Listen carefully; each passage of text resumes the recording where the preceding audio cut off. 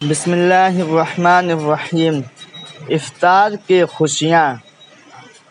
حضور صلی اللہ علیہ وسلم نے ارشاد فرمایا، روزہ دار کے لیے دو خوشیاں ہیں، ایک افطار کے وقت اور دوسری خوشی اپنے رب سے ملاقات کے وقت۔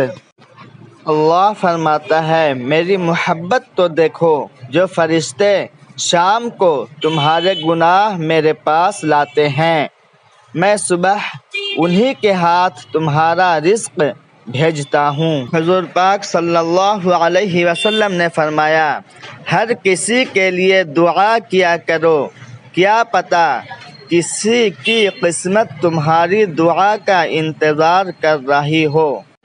دوسروں کے لیے اچھا سوچو گے تو اللہ سبحانہ تعالی تمہارے لیے راستے بنا دے گا اور مشکلیں آسان کر دے گا۔ روزہ افطار کرانے کا ثواب۔